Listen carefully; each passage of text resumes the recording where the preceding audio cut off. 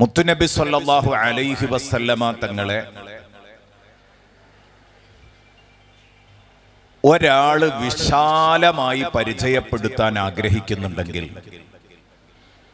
ഞാൻ ഇപ്പോൾ ഓതിവച്ച സൂറത്തു തൗബയിലെ അവസാനത്തെ ആയത്തിന്റെ തൊട്ടുമുകളിലുള്ള ആയത്ത്,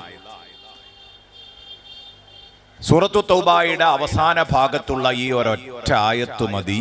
മുഹമ്മദുർ റസൂലുള്ളാഹി സ്വല്ലല്ലാഹു അലൈഹി വസല്ലമ തങ്ങൾ എന്ന ആ വലിയ നേതാവിനെ എ ടു സെഡ് അവതരിപ്പിക്കാൻ. വേറെ ഒരായത്തിലേക്കും പോകണ്ട. ഒരാൾ മുഹമ്മദുർ റസൂലുള്ളാഹി സ്വല്ലല്ലാഹു അലൈഹി വസല്ലം എന്ന ബൃഹത്തായ ഒരു പുസ്തകം രചിക്കാൻ ആഗ്രഹിക്കുന്നു. ആരെഴുതിയാലും അത് സമ്പൂർണ്ണാകൂല. ഹബീബിനെ മുഴുവനായിട്ട് വരഞ്ഞിടാൻ ആര് കൊതിച്ചാലും നടക്കില്ല. ആഗ്രഹിക്കാം, ആഗ്രഹിച്ചതിന് പ്രതിഫലം കിട്ടും.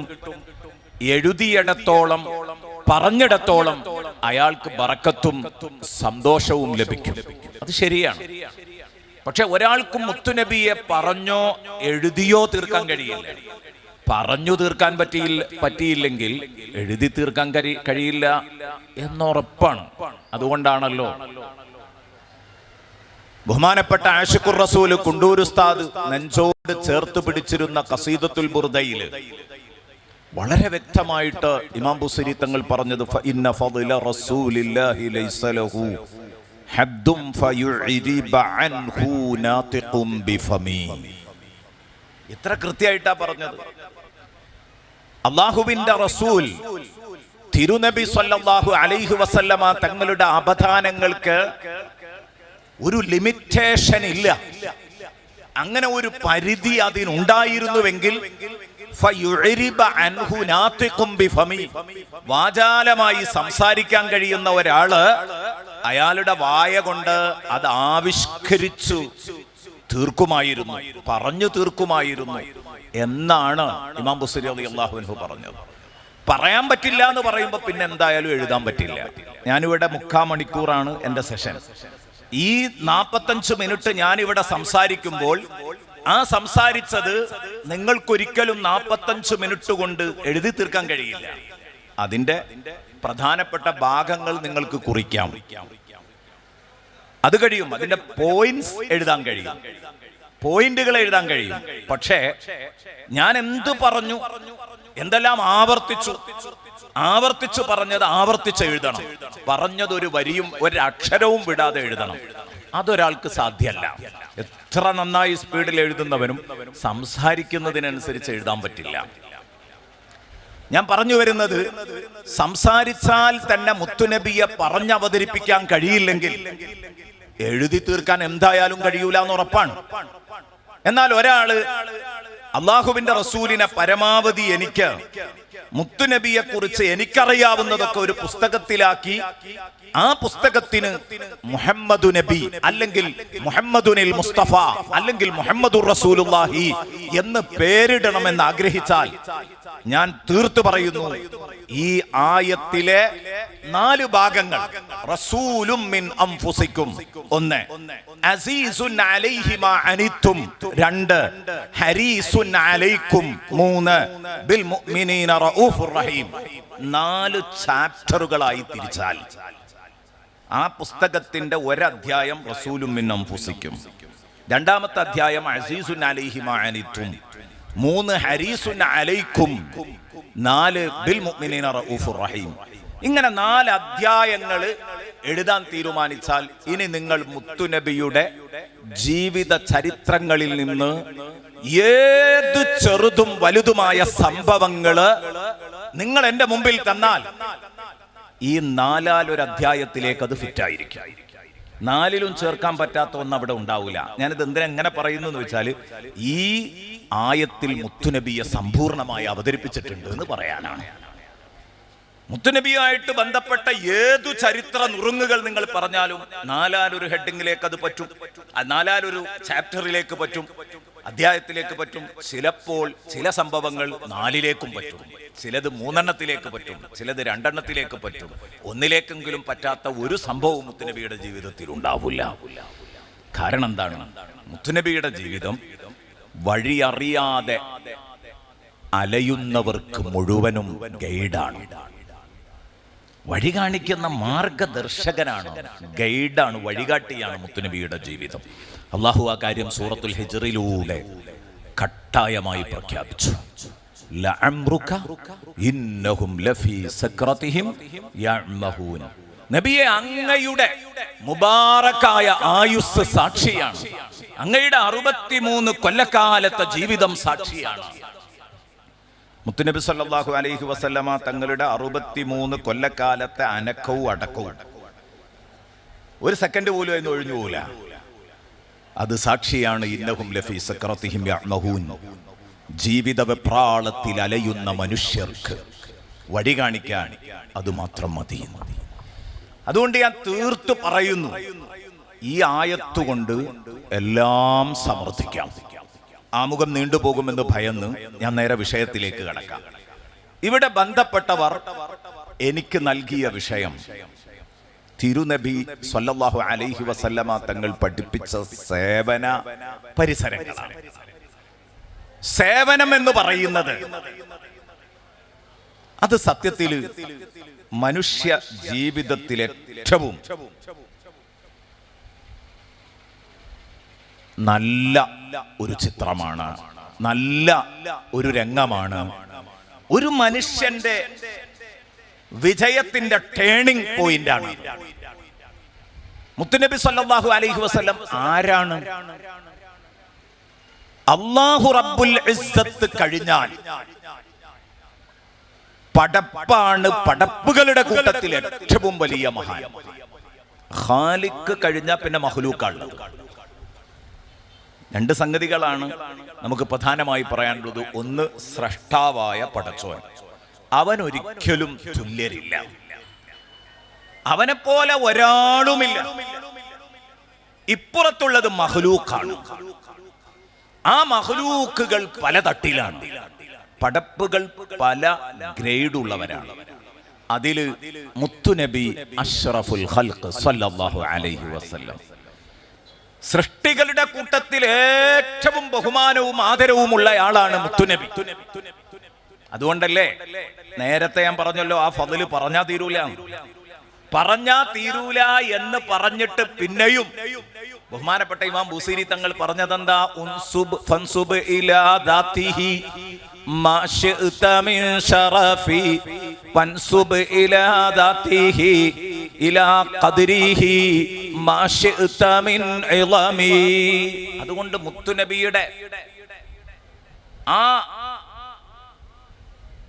ബോഡിയുടെ സൗന്ദര്യത്തെക്കുറിച്ച്, ആ തിരുബോഡിയുടെ സൗന്ദര്യത്തെക്കുറിച്ച് നിനക്ക് എന്തൊക്കെയാണ് ബഹുമാനമായി പറയാനുള്ളത്? മുത്തുനബിയുടെ ദന്തനിരയുടെ സൗന്ദര്യം, മുത്തുനബി സല്ലല്ലാഹു അലൈഹി വസല്ലമ തങ്ങളുടെ മറ്റുള്ള എല്ലാ ഭാഗവും ഏത് പറഞ്ഞാലും, ഹബീബിന്റെ ആകാര ഭംഗിയെക്കുറിച്ച് നീ എന്ത് ബഹുമാനമുള്ളത് പറഞ്ഞാലും വഷളാക്കിയൊന്നും പറയരുത്. ബഹുമാനമുള്ളത് എന്ത് പറഞ്ഞാലും അത് ഫിറ്റായിരിക്കും.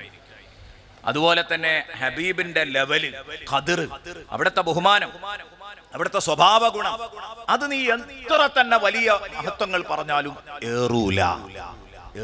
എന്ന് പറയുമ്പോൾ അവിടെ ചില അപകടങ്ങൾ വരും. അതെന്താണ്? ഒരാളെ വലുതാക്കി അയാൾ പടച്ചോനാന്നാണ് തോന്നുക. ഇപ്പൊ അങ്ങനെയൊക്കെയാണ് ഇപ്പോഴത്തെ ഒരു ട്രെൻഡ്. പടച്ചോനാന്ന് തോന്നുക, പടച്ചോനാന്ന് പ്രഖ്യാപിക്കുക, ഈ ഒരു ലെവലിലേക്കാ പോകുന്നത്. അതുകൊണ്ട് തന്നെ ബഹുമാനപ്പെട്ട ഇമാം ബൂസീരി തങ്ങൾ അവിടെ തടയിട്ടു.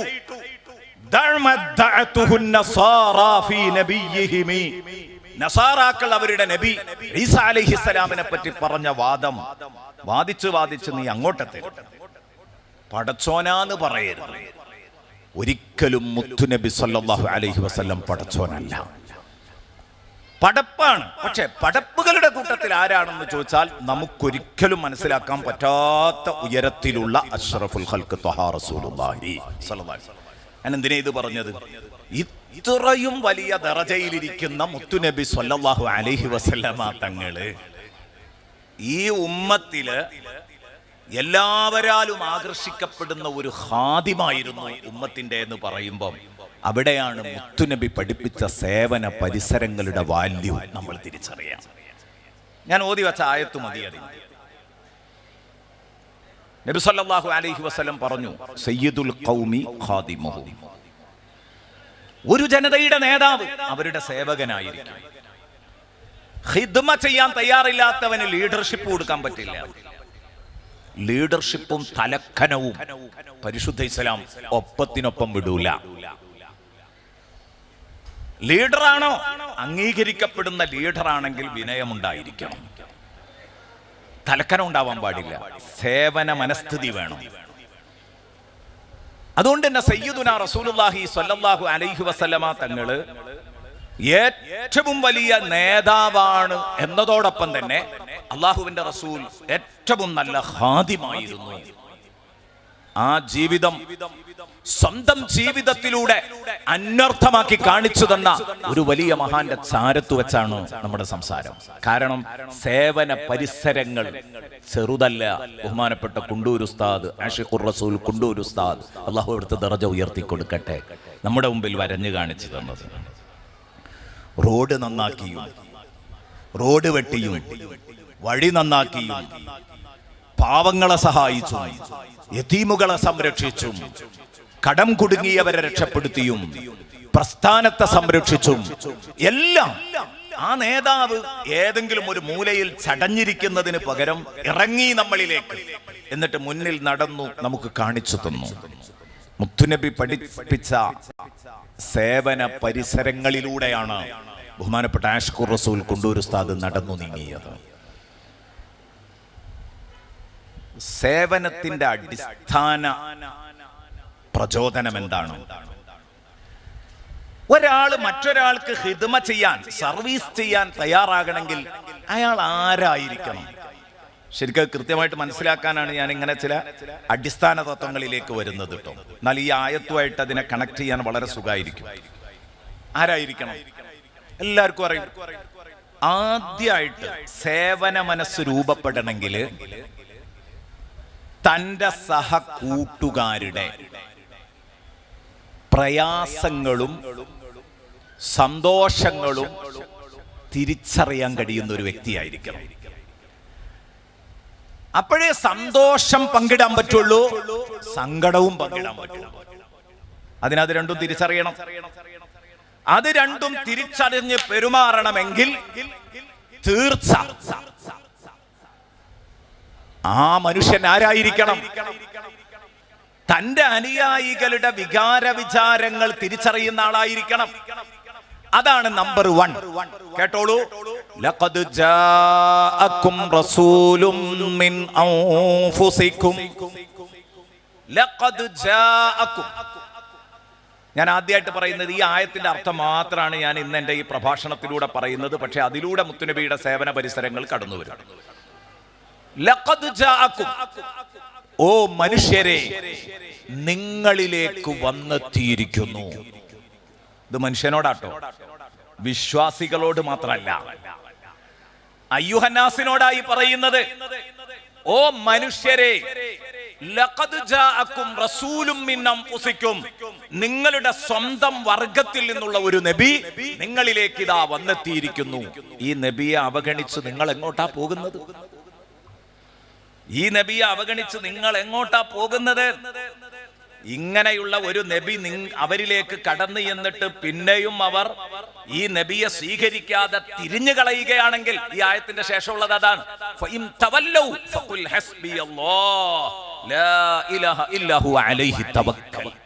അത്രേ എനിക്ക് പറ്റൂ, അത്രേ എനിക്ക് പറ്റൂ. ഹസ്ബി അല്ലാഹ്, എനിക്കെന്റെ റബ്ബ് മതി. ഞാൻ അവനിൽ തവക്കുലാക്കി, കാര്യങ്ങൾ അവനെ ഏൽപ്പിച്ചു. നിങ്ങൾക്കിതൊന്നും മനസ്സിലാകുന്നില്ലെങ്കിൽ പിന്നെ പറഞ്ഞിട്ട് കാര്യമില്ല. നിങ്ങൾക്ക് ഞാൻ സത്യസന്ധനായ റസൂലാണെന്ന് ഉൾക്കൊള്ളാൻ എന്റെ അടിസ്ഥാനപരമായ ഈ 4 ഗുണങ്ങൾ ഉൾക്കൊണ്ടാൽ മതി. ഒന്ന്, ഞാൻ ആരാണ്? അള്ളാഹു പറയാൻ വേണ്ടി മുത്തുനബിയോട് പറയാണ്, നബിയെ അവരിലേക്ക് കടന്നു ചെന്ന റസൂലായ തങ്ങള് റസൂലും മിൻ അൻഫുസിക്കും, അവരുടെ സ്വന്തത്തിൽ നിന്നുള്ള പ്രവാചകനാണ്, സ്വന്തം വർഗത്തിൽ നിന്നുള്ള പ്രവാചകൻ. ഇതെന്തിനാ? നബി സല്ലല്ലാഹു അലൈഹി വസല്ലം കടന്നു വന്നത് സ്വന്തം വർഗത്തിൽ നിന്നല്ലായിരുന്നുവെങ്കിൽ തന്റെ പ്രബോധിതരെ മനസ്സ് വായിക്കാൻ മുത്തുനബിക്ക് കഴിയൂലായിരുന്നു. അതിന്റെ ഗുണം പറഞ്ഞുതരാം. ഇപ്പോൾ ഒരാള് ഹബീബിന്റെ സന്നിധിയിൽ വരികയാണ്. ഹബീബ് സല്ലല്ലാഹു അലൈഹി വസല്ലമ തങ്ങളുടെ സന്നിധാനത്തിൽ ഒരാൾ വരുന്നു. വന്നിട്ട് അയാൾ എന്താ പറയുന്നത്? ഹലക്തു യാ റസൂലല്ലാഹ്, നബിയെ ഞാൻ കുടുങ്ങിപ്പോയി തങ്ങളെ. നബി തങ്ങൾ ചോദിച്ചു, മാ അഹ്ലക യാ റജുൽ, ഓ മനുഷ്യ സുഹൃത്തെ, നിങ്ങൾ എന്ത് കുടുക്കാ കുടുങ്ങിയത്? മുത്തുനബി ചോദിക്കാണ്, മാ അഹ്ലക യാ റജുൽ, നിങ്ങൾ എന്ത് കുടുക്കാ കുടുങ്ങിയത് ഒന്ന് പറഞ്ഞു തരുമോ? അപ്പൊ അയാൾ ഒരു പ്രതിസന്ധി അവതരിപ്പിക്കാട്ടോ, ഒരു പ്രോബ്ലം. അയാൾ പറഞ്ഞു,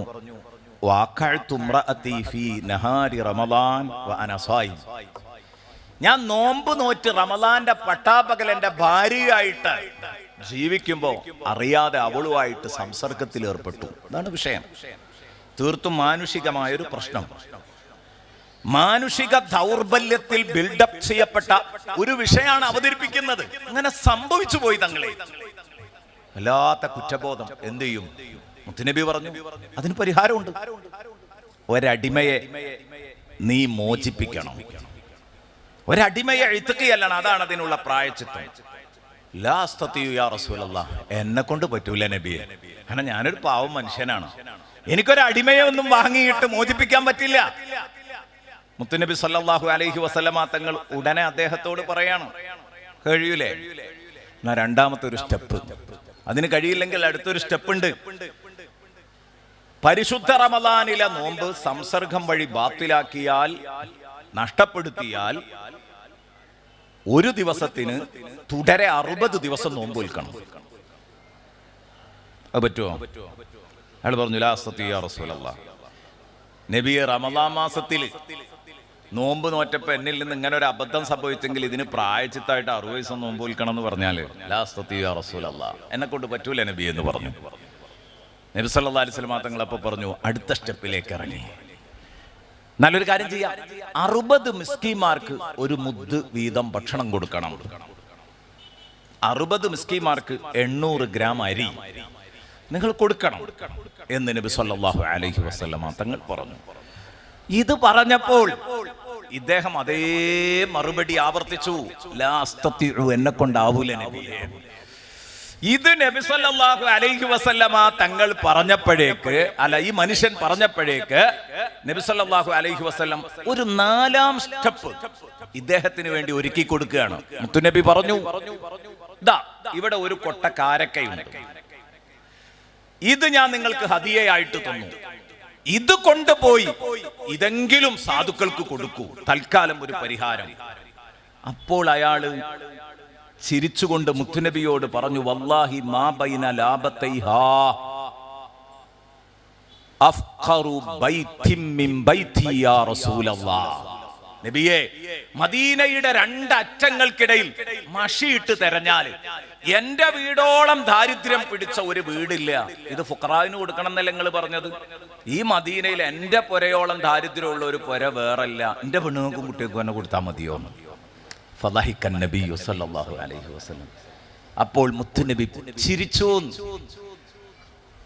അത് കേട്ടിട്ട് ചിരിക്കാൻ പറ്റണമെങ്കിൽ, ചിരിച്ചു എന്ന് മാത്രല്ല, ചിരിച്ചുകൊണ്ട് മുത്തുനബി പറഞ്ഞു, കുൽ അൻത വഇയാലുക. ഇമാം ബൈഹഖി റിപ്പോർട്ട് ചെയ്യുന്ന ഹദീസിൽ കാണാം, കുൽ അൻത വഇയാലുക, നീയും നിന്റെ കുടുംബവും കൊണ്ടുപോയി സുഭിക്ഷമായി കഴിച്ചോ എന്ന് പറഞ്ഞു. ഇത് റസൂലും മിൻ അൻഫുസിക്കും ആയതുകൊണ്ട് മാത്രമേ ഇതിന് കഴിയുള്ളൂ. നേരെ മറിച്ച് ഈ ഹദീസ് ഇങ്ങനെ ഓതിത്തരുമ്പോൾ നമ്മുടെ അലനല്ലൂര് അബ്ദുൽ ഉസ്താദ് മർക്കസിൽ മുദരിസായിരുന്നു, അള്ളാഹു അവിടുത്തെ ദറജ ഉയർത്തി കൊടുക്കട്ടെ. അലനല്ലൂർ ഉസ്താദ് പറഞ്ഞു, ഈ ഹദീസ് ഇങ്ങനെ ഓതിത്തരുമ്പോൾ ഉസ്താദ് ചിരിച്ചുകൊണ്ട് പറഞ്ഞു, ഏതായാലും റസൂലുള്ള ആയതുകൊണ്ട് തരക്കടില്ല, ജിബ്രീലൊക്കെയാണ് നബി എങ്കിൽ എപ്പോഴോ ജിബ്രീൽ വടിയെടുത്തിട്ടുണ്ടാവും. കാരണം പറയുന്നതൊക്കെ ഇയാൾ പറയാ, ലാ അസ്തതിഉ ലാ അസ്തതിഉ, എന്നെ കൊണ്ട് പറ്റൂല, എന്നെ കൊണ്ട് പറ്റൂല. അപ്പൊ ഉസ്താദ് തമാശയായിട്ട് പറഞ്ഞു, ജിബ്രീലാണെങ്കിൽ എപ്പോഴോ ചോദിച്ചിട്ടുണ്ടാവും, നിനക്ക് പിന്നെ ഇപ്പൊ ഈ ഒരു പണിക്ക് തന്നെ കഴിയുള്ളൂ എന്ന് ചോദിച്ചിട്ടുണ്ടാവും. തമാശയായിട്ട്. അപ്പൊ എന്താണ് റസൂലും മിൻ അൻഫുസിക്കും എന്നതിന്റെ അർത്ഥം മഹാന്മാര് തഫ്സീറുകളിൽ പറഞ്ഞത് മിൻ ജിൻസിക്കും, നിങ്ങളുടെ വർഗത്തിൽ നിന്നുള്ള നബി, യഅരിഫു തുമൂഹാതിക്കും വറഗബാതിക്കും, നിങ്ങളുടെ താല്പര്യങ്ങളും വികാരങ്ങളും വിചാരങ്ങളും തിരിച്ചറിയുന്ന നബിയായിരിക്കും. അത് തിരിച്ചറിയുന്നവർക്കേ സർവീസ് നടത്താൻ പറ്റുള്ളൂ. അങ്ങനെയാണ്, അവർക്കേ ഏത് നടത്താൻ പറ്റുള്ളൂ? ശരിക്ക് സേവനം നടത്താൻ പറ്റുള്ളൂ. അല്ലാത്തവർക്ക് സേവനം ചെയ്യാൻ കഴിയില്ല. അവർ ലീഡർഷിപ്പിന്റെ ഹെഡ് വെയ്റ്റുമായിട്ട് ഇങ്ങനെ നിൽക്കും. അപ്പൊ ഒന്ന് വേണ്ടത് തിരിച്ചറിയണം. സമൂഹത്തിന്റെ സന്തോഷവും വേദനയും തിരിച്ചറിയണം. അപ്പോഴേ നടക്കുള്ളൂ. ഇനി തിരിച്ചറിഞ്ഞത് കൊണ്ടാവോ? ഇല്ല. ശ്രദ്ധിക്കുക, തിരിച്ചറിഞ്ഞത് കൊണ്ട് സഹായിക്കോ? നമ്മുടെ ഭരണകർത്താക്കള് ഒന്ന് ചിന്തിച്ചു നോക്ക്, അല്ലെങ്കിൽ നമ്മുടെ നേതാക്കള്. അത് ഒരു വേള മതരംഗത്തും സാംസ്കാരിക രംഗത്തും ഒക്കെ ഉള്ള എല്ലാവരെയും അല്ല പറയുന്നത്. പല നേതാക്കളെയും നമ്മൾ എടുത്തു നോക്കിയാല് നമ്മൾ കഷ്ടപ്പെടുന്നത് അവരറിഞ്ഞിട്ടും, അനുയായികൾ കഷ്ടപ്പെടുന്നത് അവരറിഞ്ഞിട്ടും പല രാഷ്ട്രീയ സാംസ്കാരിക മത നേതാക്കളും അടിച്ചു പൊളിച്ച് ജീവിക്കുന്നില്ലേ? അവരുടെ ജീവിതം കൊശിയാക്കുകയാണ് അല്ലേ? ഈ അനുയായികളെ പറ്റി വല്ല വേദനയുണ്ടോ?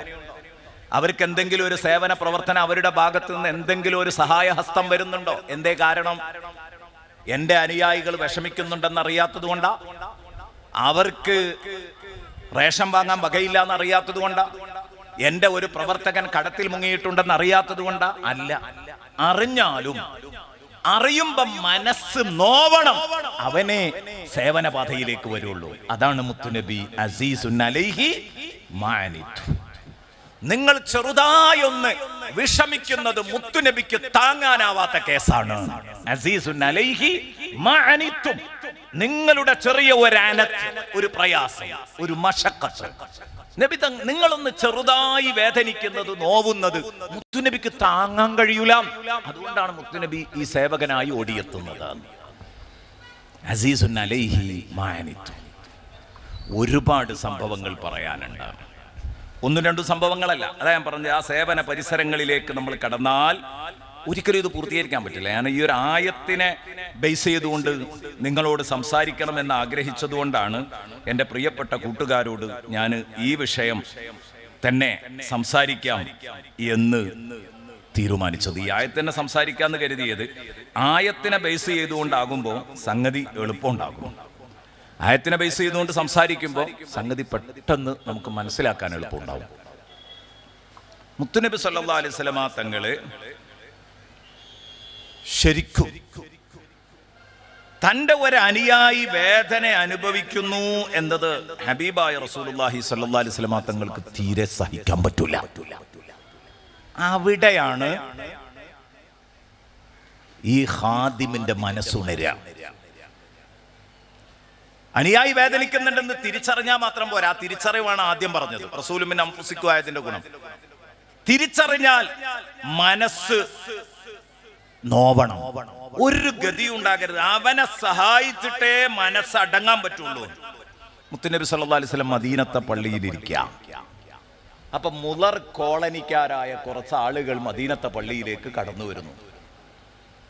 കരിമ്പടം പുതച്ചുകൊണ്ടാ കടന്നു വരുന്നത്. വിശന്നിട്ട് വയറിങ്ങനെ ഒട്ടിയിട്ടുണ്ട്. കണ്ടാൽ തന്നെ അറിയാം അവരാകെ പതിതാവസ്ഥയിലാണ് ഉള്ളത് എന്ന് ആർക്ക് കണ്ടാലും അറിയും. അവരുടെ ദുരവസ്ഥ മുത്തുനബി സല്ലല്ലാഹു അലൈഹി വസല്ലം കണ്ടു. അവർക്ക് അത്യാവശ്യങ്ങളുണ്ട്. അവർക്ക് ഡ്രസ്സ് വേണം, അവർക്ക് ഭക്ഷണം വേണം, അവർക്ക് മുണ്ട് കൊടുക്കണം, അവർക്ക് ഒത്താശകൾ ചെയ്തു കൊടുക്കണം. അള്ളാഹുവിന്റെ റസൂൽ സല്ലല്ലാഹു അലൈഹി വസല്ലം ആദ്യം അവർക്ക് ക്ലാസ് എടുത്തു കൊടുക്കല്ലേ ചെയ്തത്, ഒന്ന് പറയല്ലേ ചെയ്തത്. നബി സല്ലല്ലാഹു അലൈഹി വസല്ലം ഫഹസ്സന്നാസ അല സ്വദഖ, ഈ പാവങ്ങളെ നിങ്ങളെ കൂട്ടത്തിൽ ആർക്കാ സഹായിക്കാൻ പറ്റുകയെന്ന് മുത്തുനബി ചോദിക്കുകയാണ്. കണ്ടോ, മുത്തുനബി നമുക്ക് പഠിപ്പിച്ചു തരുന്ന സേവന പരിസരങ്ങളിൽ തിളക്കമുള്ള ഒന്നാ പറയുന്നത്. വിഷന്ന് വയറൊട്ടിയ ഒരു വിഭാഗം നമ്മുടെ മുമ്പിൽ വന്നിരിക്കുന്നു. ഈ മനുഷ്യ കോലങ്ങളെ നിങ്ങൾ കാണുന്നില്ലേ? ഇവർ ഭക്ഷണം കഴിച്ചിട്ട് എത്രയോ ദിവസമായി, ഉടുക്കാൻ മുണ്ടില്ലാതെ കഷ്ടപ്പെടുകയാണ്. ഈ കരിമ്പടത്തിന്റെ പുതപ്പ് കൊണ്ട് നാണം മറക്കാൻ നിങ്ങൾക്ക് ആർക്കാണ് ഇവരെ സഹായിക്കാൻ പറ്റുക എന്ന് സയ്യിദുനാ റസൂലുള്ളാഹി സ്വല്ലല്ലാഹു അലൈഹി വസല്ലമ തങ്ങൾ ചോദിച്ചു. എന്നിട്ട് നബി സല്ലല്ലാഹു അലൈഹി വസല്ലമ തങ്ങള് കുറച്ച് പിറകോട്ട് നിന്നു. ആ പറഞ്ഞ വിവരം നബി സല്ലല്ലാഹു അലൈഹി വസല്ലം ഇത് ചോദിച്ചു. അപ്പോൾ നബി സല്ലല്ലാഹു അലൈഹി വസല്ലം തങ്ങൾ ഇത് പറഞ്ഞപ്പോൾ പെട്ടെന്ന് അതിനോട് പ്രതികരിച്ചില്ല. ആര്? സ്വഹാബത്ത്. ഒന്ന് ആലോചിച്ചു എന്താ ചെയ്യേണ്ടത്. ഫഅബ്തഉ അൻഹു. പെട്ടെന്ന് അവർ പ്രതികരിച്ചില്ല. പ്രതികരിക്കാതിരുന്നപ്പോഴേക്ക് ഈ വിഷമിക്കുന്നവരുടെ കണ്ണീരൊപ്പാൻ എന്റെ പ്രിയപ്പെട്ട കൂട്ടുകാരെന്താ രംഗത്ത് വരാത്തത്?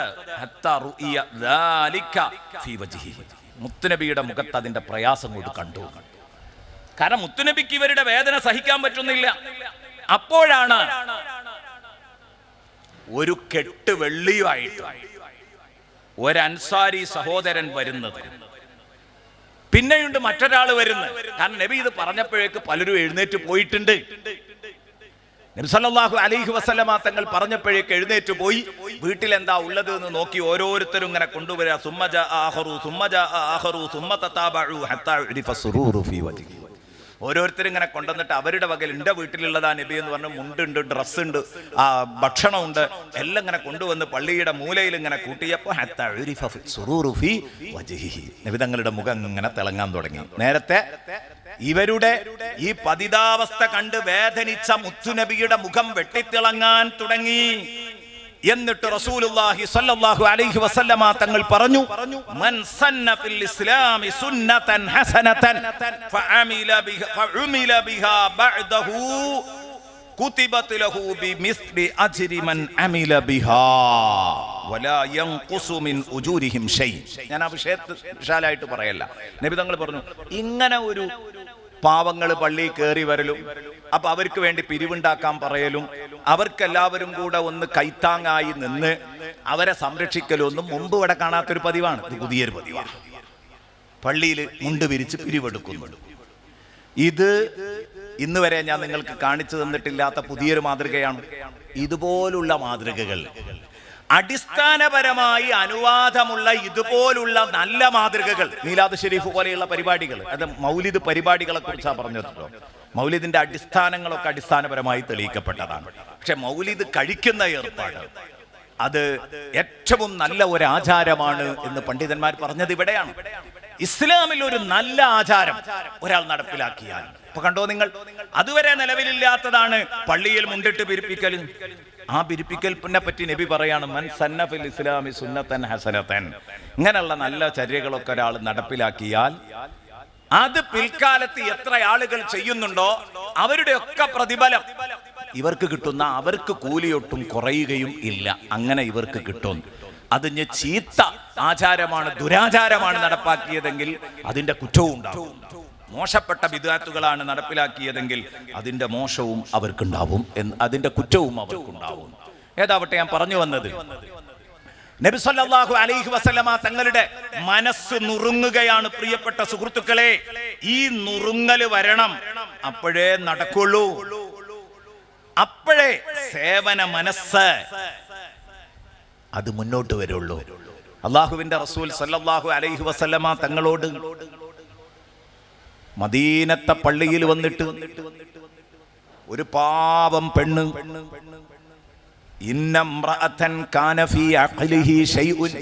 നമ്മളൊക്കെ സാധാരണ പറയില്ലേ, ഒരു എട്ടാ പൊട്ടത്തി എന്നൊക്കെ പറയുമല്ലോ, എന്ന് പറഞ്ഞാൽ വേണ്ടത്ര ഒരു സുഖമില്ലാത്തൊരു പെണ്ണ്, മാനസികമായ അല്പം ക്ഷീണമുള്ള ഒരു പെണ്ണ്. നമ്മളൊക്കെ പലപ്പോഴും ഭ്രാന്തി, എട്ടാപൊട്ടത്തി എന്നൊക്കെ പറഞ്ഞിട്ട് സമൂഹത്തിൽ നിന്ന് പാർശ്വവൽക്കരിക്കപ്പെടുന്ന ഒരു വിഭാഗം, ആരും തിരിഞ്ഞു നോക്കാനില്ലാതെ ഏതെങ്കിലുമൊക്കെ വഴിയോരങ്ങളിൽ ഇരിക്കേണ്ട ഒരു പെണ്ണ്. ആ പെണ്ണ് നബി സല്ലല്ലാഹു അലൈഹി വസല്ലം തങ്ങളുടെ ഹദറത്തിൽ വന്നുകൊണ്ട് പറഞ്ഞു, ഇന്നലി ഇലൈക ഹാജത്തൻ യാ റസൂലല്ലാഹ്. നബിയെ, തങ്ങളെ കണ്ടൊന്ന് സംസാരിക്കേണ്ട ആവശ്യം ഉണ്ടായിരുന്നു. നമ്മളെന്താ ചെയ്യാം? അയാളെ എങ്ങനെയും പിരിച്ചുവിടാൻ നോക്ക്. കാരണം കാര്യമായിട്ടുള്ള ആരെങ്കിലും ഒക്കെ ആണെങ്കിലല്ലേ സ്വീകരിക്കുള്ളൂ.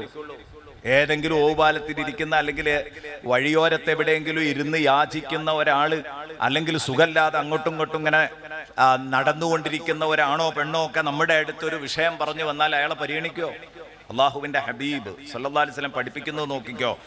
ഇത് പറഞ്ഞപ്പോൾ മുത്തുനബി പറഞ്ഞു, ഇജ്ലിസി യാ ഉമ്മ ഫുലാൻ, ഉമ്മ നിങ്ങൾക്ക് ഫീ അയ്യി തുറുക്കിൻ മിൻ തുറുക്കിൽ മദീന, മദീനയിലെ ഏത് ഊടുവഴിയിൽ പോയും നിങ്ങൾക്ക് ഇരിക്കാം. നിങ്ങൾ മദീനയിലെ ഏതെങ്കിലും ഒരു ഊടുവഴിയിൽ പോയി ഇരുന്നോളൂ.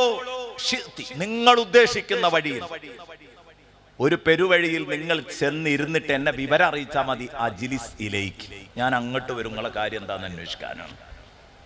കണ്ടാ, ഈ ബുദ്ധിഭ്രമമുള്ള ഈ പെണ്ണിനോട് പറയണം.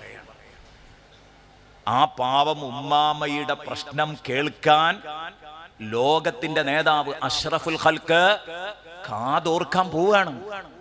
എന്നിട്ട് ആ പെണ്ണ് പറയാണ്, ഞാൻ അങ്ങനെ ചെയ്തു. എന്നിട്ട് നബി തങ്ങൾ പറഞ്ഞു, അജ്ലിസ് ഇലൈക്ക്, ഞാൻ നിങ്ങളുടെ പ്രശ്നം പരിഹരിക്കാൻ അങ്ങോട്ട് വരും. നിങ്ങളെ പ്രശ്നം പരിഹരിച്ചിട്ടേ പോരുള്ളൂ. വീടില്ലാത്തതാണെങ്കിൽ ആ വിഷയം പരിഹരിക്കാം, കടം കൊണ്ട് പ്രശ്നമായതാണെങ്കിൽ അത് പരിഹരിക്കാം, മക്കളെ പറ്റിയുള്ള പരാതിയാണെങ്കിൽ അത് പരിഹരിക്കാം. പെണ്ണ് പറഞ്ഞു, ഞാൻ അതുപോലെ ഒരിടത്ത് ഇരുന്നിട്ട് ഞാൻ ആളെ പറഞ്ഞയച്ചു മദീനത്തെ പള്ളിയിലേക്ക്. ഫജലസൻ നബിയ്യു സല്ലല്ലാഹു അലൈഹി വസല്ലം ഇലൈഹ ഹത്താ ഫറഗ്തു മിൻ ഹാജതിഹാ. മുത്തുനബി വന്നു, ഈ ഉമ്മാമന്റെ അടുത്തിരുന്ന് പ്രശ്നങ്ങളൊക്കെ ചോദിച്ചറിഞ്ഞു. അതിന് ശരിക്ക് ചെവി ഓർത്തു, കാതോർത്തു. എന്താണ്? ചെവി കൊടുത്തു, പറയുന്നതൊക്കെ കേട്ടു, ശ്രദ്ധാപൂർവം കേട്ടു. അങ്ങനെ ഈ പെണ്ണ് പറയാണ്, എന്റെ പ്രശ്നങ്ങളൊക്കെ പരിഹരിച്ചാരെയാണ് മുത്തുനബി എഴുന്നേറ്റ് പോയത്. ഇതാണ് മുത്തുനബി പഠിപ്പിക്കുന്ന സേവന പരിസരങ്ങളിൽ ഒന്ന്. എത്ര മനോഹരമാണ് അല്ലേ? എത്ര മനോഹരമാണ് സഹോദരങ്ങളെ. അസീസുൻ അലൈഹി മാ അനിത്തും, ആരെങ്കിലും വിഷമം അനുഭവിക്കുന്നെങ്കിൽ ആ വിഷമം ഒരു പ്രയാസമായി മാറണം. അതുകൊണ്ടാണ് മുത്തുനബി സ്വല്ലല്ലാഹു അലൈഹി വസല്ലം ഇമാം ബുഖാരി റിപ്പോർട്ട് ചെയ്യുന്ന ഹദീസിൽ കാണാം, സ്വഹീഹുൽ ബുഖാരിയിലല്ല, ഇമാം ബുഖാരി റിപ്പോർട്ട് ചെയ്താണ്, സ്വഹീഹുൽ ബുഖാരിയിലല്ല. ഇമാം ബുഖാരി റളിയല്ലാഹു അൻഹു റിപ്പോർട്ട് ചെയ്യുന്ന ഒരു ഹദീസിൽ തന്നെ കാണാം, ഒരു ജൂത പയ്യന് രോഗമാകുമ്പോൾ അള്ളാഹുവിന്റെ റസൂൽ കാണാൻ പോവുകയാണ്. എന്തേ കാരണം? മുസ്ലിമാണെന്ന് പോലും ഇവിടെ പരിഗണിക്കുന്നില്ല. ലഖദ് ജാഅക്കും, ഞാൻ നേരത്തെ പറഞ്ഞു, ഇതൊക്കെ മൊത്തം മനുഷ്യരോടുള്ള നിലപാടാണ്, ഹബീബിന്റെ നിലപാടാണ്. ആ രോഗം കാണാൻ അള്ളാഹുവിന്റെ ഹബീബ് പോവുകയാണ്. അവിടെ പോയി തലക്കം പുറത്തിരിക്കുകയാണ്. ആ ജൂതൻ ആയ ആ പയ്യന്റെ അടുത്തിങ്ങനെ ഇരുന്ന് രോഗ സന്ദർശനം നടത്തുമ്പോൾ മുത്തുനബിയോ അദ്ദേഹവും ഇങ്ങനെ സംസാരിക്കുന്നത് ഉപ്പ അപ്പുറത്ത് നിന്ന് സന്തോഷത്തോടെ നോക്കിക്കാണുകയാണ്. ഇതാണ് മുത്തുനബി സല്ലല്ലാഹു അലൈഹി വസല്ലം തങ്ങളുടെ അവസ്ഥ. ഇനി നമ്മൾ സാധാരണ നമ്മുടെ വേദന ഏറ്റെടുക്കുന്ന ചില നേതാക്കളെ നമ്മൾ കാണാറുണ്ട്, സേവകരായി പ്രത്യക്ഷപ്പെടുന്ന ആളുകളെ നമ്മൾ കാണാറുണ്ട്. അസീസുൻ അലൈഹി മാ അനിത്തും ഇന്നത്തെ രാഷ്ട്രീയ നേതാക്കൾക്കും ഉണ്ടാവൂലേ? നിങ്ങളെ വാപ്പ മരിക്കുമ്പോൾ അവിടെ ഓടിയെത്തും അല്ലേ? നിങ്ങളുടെ ഉമ്മ മരിക്കുമ്പോൾ അവിടെ ഓടിയെത്തും. നിങ്ങളുടെ സഹധർമ്മിണി മരിക്കുമ്പോൾ അവിടെ ഓടിയെത്തും. നിങ്ങളുടെ മോൻ മരിക്കുമ്പോൾ അവിടെ ഓടിയെത്തും. എന്തെങ്കിലും ഒരു അപകടം നിങ്ങൾക്ക് വേണ്ടപ്പെട്ടവർക്കോ നിങ്ങൾക്കോ പെട്ടാൽ അവിടെ ഓടിയെത്തും. ഇതെന്താണ് സംഗതി? നിങ്ങൾക്ക് വേദന വന്നപ്പോൾ അവർക്ക് സഹിക്കാൻ പറ്റുന്നില്ല എന്നുള്ളത് കൊണ്ടാണ്. പക്ഷെ ഒരു കാര്യമുണ്ട്, ഈ വേദന സഹിക്കാതിരിക്കുന്നത്, വേദന സഹിക്കാൻ പറ്റുന്നില്ല എന്ന് പറഞ്ഞത് നിങ്ങളുമായിട്ട് ബന്ധപ്പെട്ടവരുടെ കാര്യത്തിൽ മാത്രമായിരിക്കും. അതേസമയം നിങ്ങൾ മരിച്ചാലോ അയാൾ വരൂല, അവിടെ കഴിഞ്ഞ് നിങ്ങളെ അയാൾക്ക് വേണം. അതിനാണ് നിങ്ങളെ വാപ്പ മരിച്ചപ്പോ വന്നത്, ഉമ്മ മരിച്ചപ്പോ വന്നത്. നേരെ മറിച്ച് നിങ്ങൾ മരിച്ചാൽ ചിലപ്പോ വരില്ല. അത് കാപട്യാണ്, അത് യഥാർത്ഥ സ്നേഹമല്ല. അവിടെയാണ് മുഹമ്മദുർ റസൂലുള്ളാഹി സ്വല്ലല്ലാഹു അലൈഹി വസല്ലമ തങ്ങള് തന്റെ പ്രിയപ്പെട്ട കൂട്ടുകാർക്ക് വേണ്ടി അവരുടെ വേദനയിൽ പങ്കുകൊണ്ടിരുന്നു. മുത്തുനബി എന്ന് പറയുന്നത് ജീവിച്ചിരിക്കുന്നവർക്ക് മാത്രമല്ല, വഫാത്തായി പോയവർക്കും മരണപ്പെട്ടവർക്ക് വേണ്ടിയും മുത്തുനബി അങ്ങനെ ചെയ്യാറുണ്ടായിരുന്നു. ഒരു വഴിയിലൂടെ അങ്ങനെ പോകുക ഒരിക്കലും, അവ രണ്ട് ഖബർ കാണുന്നു. അള്ളാഹുവിന്റെ ഹബീബ ഖബറിന്റെ അടുത്ത് നിന്നു. അള്ളാഹുവിന്റെ ഹബീബ് സ്വല്ലല്ലാഹു അലൈഹി വസല്ലം ആ ഖബറിന്റെ അടുത്ത് നിന്നു. എന്നിട്ട് മുത്തുനബി പറഞ്ഞു, ഇന്നഹുമാ ല യുഅദ്ദബാനി വമാ യുഅദ്ദബാനി ഫീ കബീർ. ഇതൊക്കെ നിങ്ങൾക്ക് അറിയാവുന്ന സംഭവമാണ്. ഒന്ന് കൂട്ടി വെച്ച് നോക്കൂ, എത്ര ഭംഗിയുണ്ടാകും ഈ ആയത്തുമായിട്ട് അതിനെ തട്ടിക്കുമ്പോൾ, ഈ ആയത്തുമായിട്ട് കണക്ട് ചെയ്യുമ്പോൾ എത്ര സൗന്ദര്യം ഉണ്ടാവുക പറഞ്ഞതിന്. നബി സല്ലല്ലാഹു അലൈഹി വസല്ലം പറഞ്ഞു, ഈ രണ്ട് ഖബറാളികളും ശിക്ഷിക്കപ്പെടുന്നുണ്ട്. വമാ യുഅദ്ദബാനി ഫീ കബീർ, അവരുടെ വീക്ഷണത്തിൽ വലിയൊരു തെറ്റൊന്നുമല്ല അവർ ചെയ്തിരുന്നത്, അവർ നിസ്സാരമായി കണ്ടിരുന്ന തെറ്റിലാണ് ഇവർ ശിക്ഷിക്കപ്പെടുന്നത് എന്ന് ഹബീബ് മുഹമ്മദുർ റസൂലുള്ളാഹ് സ്വല്ലല്ലാഹു അലൈഹി വസല്ലം. ഒരാൾ നമീമത്ത് പറഞ്ഞ് നടക്കുന്നയാളായിരുന്നു, മറ്റേയാൾ വേണ്ടത്ര മൂത്രം ശുദ്ധിയാക്കാത്തയാളായിരുന്നു, നജസ് പരിഗണിക്കാത്തയാളായിരുന്നു, നജസിന്റെ ഗൗരവം പരിഗണിക്കാത്തയാളായിരുന്നു. നിൽക്കട്ടെ, ഞാൻ ആ വിഷയത്തിലേക്കല്ല വരുന്നത്. ഇവിടെ ഒരു വിഷയം പറയാനുള്ളത്, നബി സല്ലല്ലാഹു അലൈഹി വസല്ലമ തങ്ങൾ അവിടെ നിൽക്കുകയാണ്, എന്നിട്ട് അവർക്ക് വേണ്ടി പ്രാർത്ഥിച്ചു കൊടുക്കുകയാണ്. പക്ഷേ നബി സല്ലല്ലാഹു അലൈഹി വസല്ലം എന്ന തിരക്കു പിടിച്ച നേതാവിന് 24 hours ബിസിയാണ് ഈ ലീഡർ. ഈ നേതാവിന് എങ്ങനെ ഇവിടെ തന്നെ ഇവർക്ക് വേണ്ടി ദുആ ചെയ്ത് നിൽക്കാൻ പറ്റുമോ? പറ്റൂല. അപ്പോൾ ഇവർക്ക് വേണ്ടി സദാസമയം പ്രാർത്ഥിക്കാൻ സമയനഷ്ടമില്ലാത്ത ഒരാളെ പകരമാക്കുകയാണ്. നബി തങ്ങൾ പറഞ്ഞു, ഒരു ഈത്തപ്പന മട്ടൽ കൊണ്ടുവാ. ആ മട്ടൽ 2 പിളർപ്പാക്കി ചീന്തിയിട്ട് ഒന്നൊരു ഖബറിന്റെ പുറത്തും ഒന്നൊരു ഖബറിന്റെ മുകളിലും കുത്തിവെച്ചിട്ട് സയ്യിദുനാ റസൂലുള്ളാഹി സ്വല്ലല്ലാഹു അലൈഹി വസല്ലമ തങ്ങൾ പറയുകയാണ്, ഈ 2 മട്ടലുകൾ ഉണങ്ങാത്ത കാലത്തോളം ഇത് തസ്ബീഹ് ചൊല്ലും, അപ്പോൾ ഈ ഖബറാളിക്ക് ശിക്ഷ ലഘൂകരിക്കപ്പെടും. ഈ ഖബറാളിക്ക് ശിക്ഷ ലഘൂകരിക്കപ്പെടും. ഒരു കാര്യവും കൂടെ കൂട്ടത്തിൽ കരുതണേ, മനസ്സിലാക്കണേ. എന്താണെന്നറിയോ? ഒരു മരത്തടി ഖബറും പുറത്തിരുന്നാൽ, ഖബറും പുറത്തിരുന്ന് തസ്ബീഹ് ചൊല്ലിയാൽ, ദിക്ർ ചൊല്ലിയാൽ ആ ഖബറാളിക്ക് ഗുണം കിട്ടുമെന്ന് പഠിപ്പിച്ച നബി സല്ലല്ലാഹു അലൈഹി വസല്ലമ തങ്ങളുടെ ഉമ്മത്ത്. ആ ഉമ്മത്തിൽ ചിലർ പറയാണ്, ഒരു മനുഷ്യത്തടി ആ ഖബറിന്റെ പുറത്തിരുന്ന് ഖുർആൻ ഓതിയാലും ദിക്ർ ചൊല്ലിയാലും ഒരു ഫായിദയും കിട്ടൂല, ഒരു നേട്ടവും കിട്ടൂല. അവരെ നിങ്ങൾ ആലോചിച്ച് നോക്കൂ, ഏത് മെന്റൽ ഹോസ്പിറ്റലിലാണ് അവരെ കൊണ്ടുപോകേണ്ടത്? ആലോചിക്കുമ്പോൾ വളരെ ഭയാനകമാണ്, അപകടകരമാണ് ഇവരുടെ വിശ്വാസങ്ങൾ. ഞാൻ എൻ്റെ വിഷയത്തിലേക്ക് തന്നെ വരുന്നു. നബി സല്ലല്ലാഹു അലൈഹി വസല്ലമ തങ്ങളെ ഈ ഖബറാളികൾ ശിക്ഷിക്കപ്പെടുന്നുണ്ട്, അത് മനസ്സിലാക്കി നബി തങ്ങളുടെ മനസ്സ് നൊന്തു. അസീസുൻ അലൈഹി മാ അനിത്തും, നിങ്ങൾ നോവുന്നത് മുത്തുനബിക്ക് താങ്ങാൻ കഴിയൂല. അസീസുൻ അലൈഹി മാ അനിത്തും, കണ്ടോ നിങ്ങൾ? അതുകൊണ്ടാണ് അവിടെ നിന്നത്, ദുആ ചെയ്തു കൊടുത്തത്, ഈ ഈത്തപ്പന കൊമ്പ് കുത്തിക്കൊടുത്തത്, ഒരാളെ പകരമാക്കി കൊടുത്തു പോകുന്നത്. സേവന പ്രവർത്തനങ്ങളുടെ വിശാലത എത്രത്തോളാണ് നിങ്ങളൊന്ന് ആലോചിച്ച് നോക്ക്. എന്നാൽ ആ ഖബറാളി ശിക്ഷിക്കപ്പെടുന്നുണ്ട് എന്ന വിവരം മുത്തുനബി തങ്ങൾ മാത്രമാണ് തന്റെ കശ്ഫിന്റെ കണ്ണുകൊണ്ട് കാണുന്നത്, അല്ലെ? ബാക്കിയുള്ളവർ കാണുന്നില്ലല്ലോ. അപ്പൊ അതിൽ ഇടപെടാതിരിക്കാം, ആത്മാർത്ഥമല്ലെങ്കിൽ. നബിതങ്ങൾ കണ്ടിട്ടും നബിതങ്ങൾ മാത്രം കണ്ട കേസിൽ ഇടപെടുന്നു എന്ന് പറഞ്ഞാൽ അത് തീർത്തും ആത്മാർത്ഥമാണ് നബി സല്ലല്ലാഹു അലൈഹി വസല്ലമ തങ്ങളുടെ സേവന പ്രവർത്തനങ്ങൾ എന്നാ വരുന്നത്, അല്ലെ? നേരെ മറിച്ച് നമ്മുടെ രാഷ്ട്രീയ നേതാക്കളും സാംസ്കാരിക നേതാക്കളും ഒക്കെ തിരിച്ചായിരിക്കും. ഞാൻ പറഞ്ഞു, നിങ്ങളുടെ ഭാര്യ മരിക്കുമ്പോഴും ഉമ്മ മരിക്കുമ്പോഴും ഉപ്പ മരിക്കുമ്പോഴൊക്കെ കയറി വരികയും കെട്ടിപ്പിടിക്കുകയും പൊട്ടിക്കരയുകയും ഒക്കെ ചെയ്തവർ ഞെട്ടിപ്പോയി, തരിച്ചുപോയി എന്നൊക്കെ പറയുന്നവർ നിങ്ങൾ മരിച്ചാൽ ചിലപ്പോൾ വരുന്നല്ല. കാരണം അവൻ പോയി, ഞാരെ ബോധ്യപ്പെടുത്താനാ പോകുന്നത്, നമ്മളെ ബോധ്യപ്പെടുത്താനാവും വരുന്നത്. മുത്തുനബി ബോധ്യപ്പെടുത്താനല്ല. അങ്ങനെ ബോധ്യപ്പെടുത്താനാണെങ്കിൽ ഖബറിന്റെ ഉള്ളിൽ കിടക്കുന്നവരെ ബോധ്യപ്പെടുത്തേണ്ട ഒരു കാര്യവുമില്ല. അവർക്ക് വേണ്ടി നബി സല്ലല്ലാഹു അലൈഹി വസല്ലമ തങ്ങളുടെ ഉപകാരഹസ്തം നീളുകയാണ്. മറക്കാൻ കഴിയോ ഈ നേതാവിനെ? ഇതാണ് അസീസുൻ അലൈഹി മാ അനിത്തും. ഇനി നമ്പർ 3 അവസാനിപ്പിക്കുകയാണ്. 45 പ്രഭാഷണം അവസാനിപ്പിക്കുകയാണ്. അനസമാനി വേദിയിൽ എത്തിയിട്ടുണ്ട്. അവർ 6 മിനിറ്റ് കൊണ്ട് ചുരുക്കി അങ്ങ് പറയാം. ഹരീസുൻ അലൈക്കും, നബി സല്ലല്ലാഹു അലൈഹി വസല്ലം തങ്ങളുടെ അടുത്ത ഗുണം കേട്ടോ. എന്തിനാണ് ഇങ്ങനെ പറയേണ്ടി വന്നതെന്ന് വെച്ചാൽ, ആദ്യം മനുഷ്യന്റെ സന്തോഷവും ദുഃഖവും ഒക്കെ വായിക്കാൻ കഴിയണം. അതാണ് റസൂലും മിൻ അൻഫുസിക്കും, നിങ്ങളുടെ സ്വന്തം വർഗത്തിൽ നിന്നുള്ള നബി എന്ന് പറഞ്ഞത്. 2, വായിക്കാൻ കഴിഞ്ഞാൽ പോരാ, തന്റെ അനുയായി വേദനിക്കുന്നുണ്ട്, വിഷമിക്കുന്നുണ്ട് എന്ന് അറിയുമ്പോൾ മനസ്സ് നുറുങ്ങണം. അതാണ് അസീസുൻ അലൈഹി മാ അനിത്തും. അപ്പോഴേ സേവന സന്നദ്ധത ഉണ്ടാവുള്ളൂ.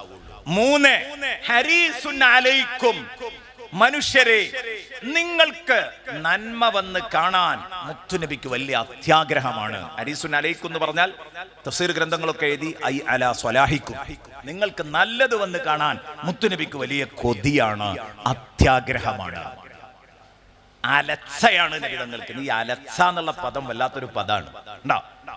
എന്റെ അനുയായി നന്നാവണം, അതിൽ അലച്ചയാണ് നിബിധങ്ങൾക്ക്.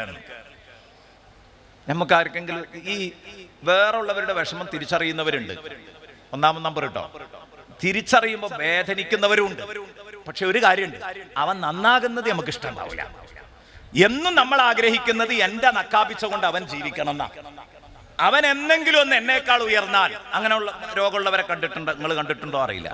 നമ്മളങ്ങനെ പരിചരിച്ചു കൊണ്ടിരിക്കുന്നവർ, വേണ്ട ഉസ്താഷകളൊക്കെ ചെയ്തുകൊണ്ടിരിക്കുന്നവർ, നമ്മുടെ മക്കള് അപ്രതീക്ഷിതമായി 2 പേര് ഗൾഫിലേക്ക് പറന്നു, നല്ല ജോലിയായി, ബിസിനസ്സായി, ശമ്പളമായി, ഇവനേക്കാൾ ഉഷാറായി എന്ന് കണ്ട ഇവന് പിന്നെ കണ്ടാല് ചിരിക്കാൻ മടിയാണ്.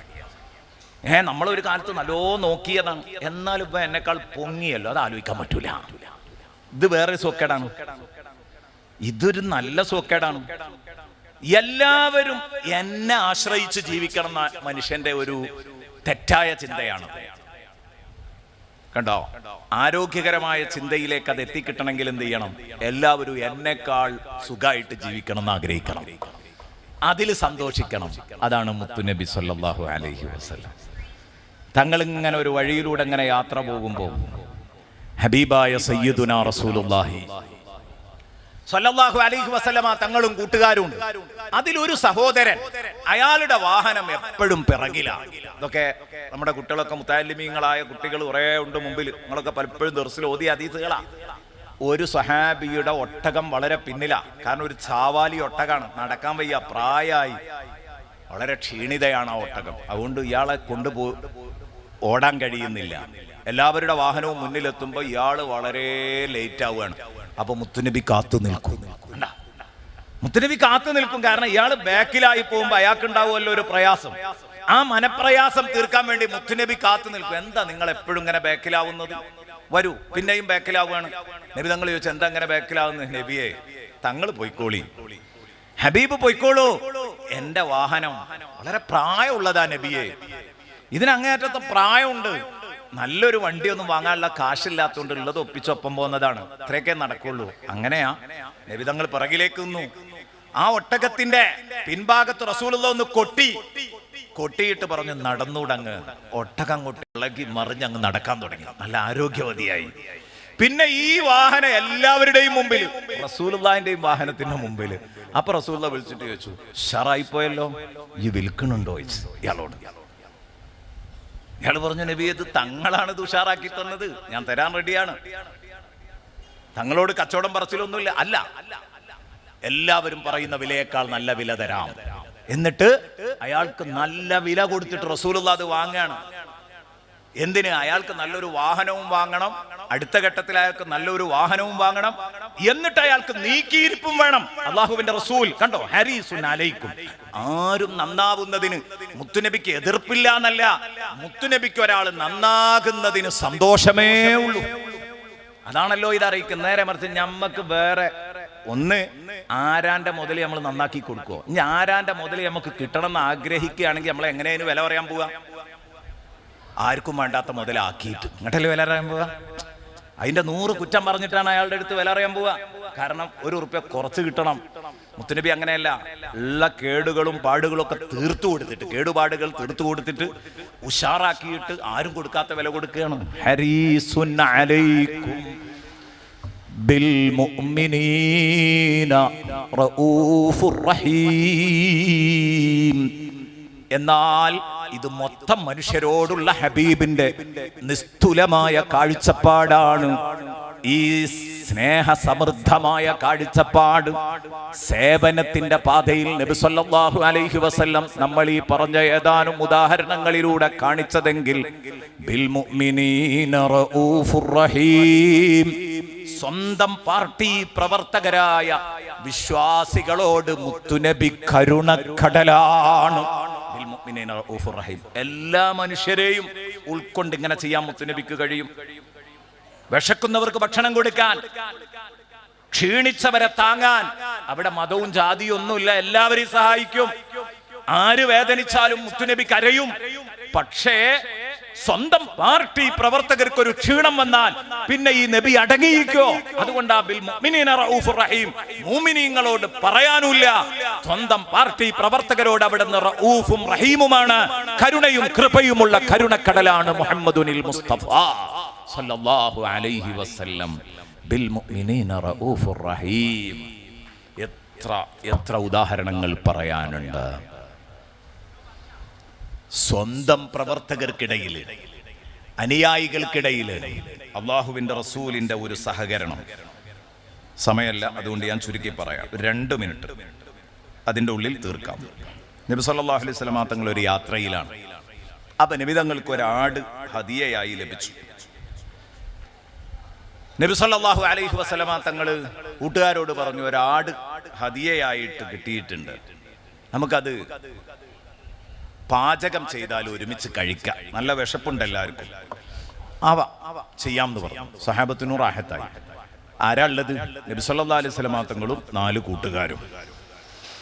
അപ്പൊ ഒരാൾ എഴുന്നേറ്റിട്ട് പറഞ്ഞു, അലയ്യ ഗബുഹ യാ റസൂലല്ലാഹ്, നബി ആടിനെ അറക്കണ പണി ഞാൻ ഏറ്റെടുത്തോളാം, എനിക്ക് അറക്കാൻ അറിയാം, ആട് അറക്കാൻ അറിയാം, ഞാൻ അറുത്തോളാം ആടിനെ.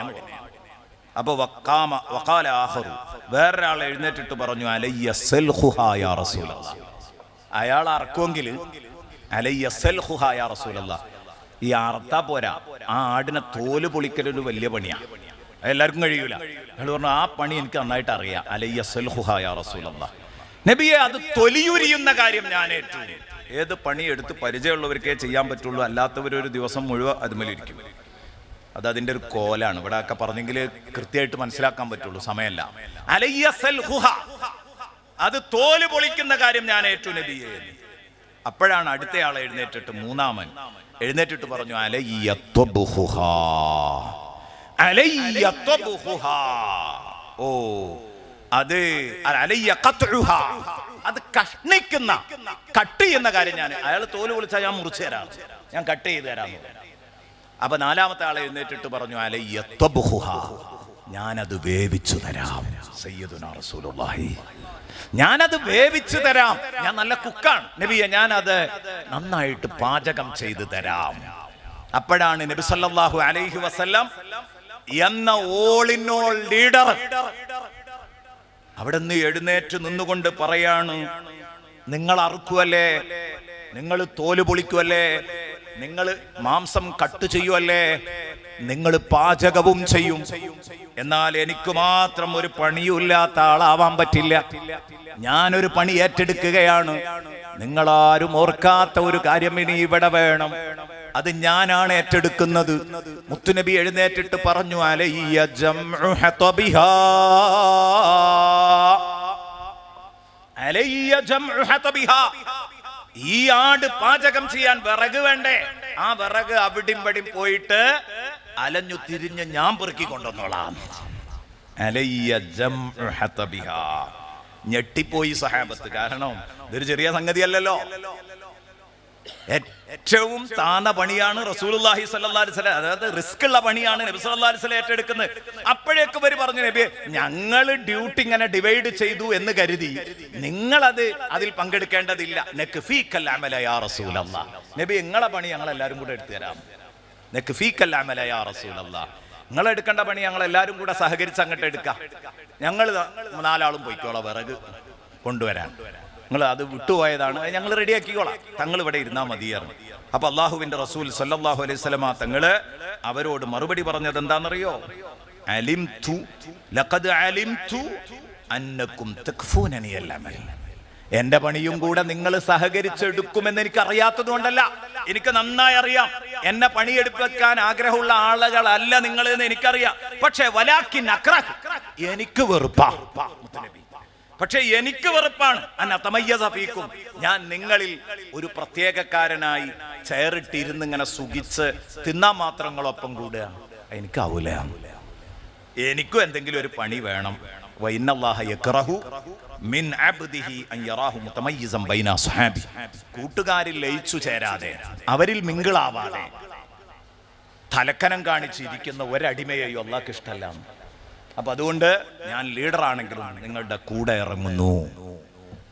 നോക്കൂ, നിങ്ങൾ നമ്മളാണെങ്കിൽ ഇങ്ങനെ ഒരു സംഭവം പറയുമ്പോൾ നമുക്ക് ഇങ്ങനെ പറയാൻ പറ്റുമോ? ഒരാൾ അറക്കാന്ന് പറഞ്ഞു, ഒരാൾ തോല് പൊളിക്കാന്ന് പറഞ്ഞു, ഒരാൾ കട്ട് ചെയ്യാന്ന് പറഞ്ഞു, ഒരാൾ പാചകം ചെയ്യാറുണ്ട്. നമുക്ക് ഇനി എന്താ പറയാനുള്ളത്? ഷാപ്പിടാൻ ഞാനും ഉണ്ട് എന്ന് അല്ലേ? ഇതല്ല പറഞ്ഞത്. സയ്യിദുനാ റസൂലുള്ളാഹി. ഇതാണ് മുത്തുനബി സല്ലല്ലാഹു അലൈഹി വസല്ലം തങ്ങളുടെ സേവന പരിസരങ്ങൾ. ചെറിയ ഒന്ന് രണ്ട് ഉദാഹരണങ്ങൾ പറഞ്ഞു. ഈ ആയത്ത് തന്നെ ചർച്ച ചെയ്യണമെന്ന് ഉദ്ദേശിച്ചുകൊണ്ടാണ് ആ ആയത്തിലേക്ക് കടന്നു വന്നത്. ആയത്ത് മനോഹരാണ്, അതിൻ്റെ ഫളീലത്തുകൾ പറയാനുണ്ട്. ഈ ആയത്തോതിയതിൻ്റെ നിത്യമായി ഓതിയതിൻ്റെ പേരിൽ മഹാന്മാർക്ക് കിട്ടിയ സ്ഥാനവും അംഗീകാരവും ഒക്കെ പറയാനുണ്ട്. ഞാനതിലേക്കൊന്നും വരുന്നില്ല. എല്ലാറ്റിൻ്റെയും കാരണം ആ ആയത്തിൽ A to Z മുഹമ്മദുർ റസൂലുള്ളാഹി തങ്ങളുണ്ടെന്നതാണ് എന്ന് മാത്രം ഓർമ്മപ്പെടുത്തിക്കൊണ്ട് ഞാൻ അവസാനിപ്പിക്കുന്നു. വആഖിറു ദഅ്വാനാ അൽഹംദുലില്ലാഹി റബ്ബിൽ ആലമീൻ.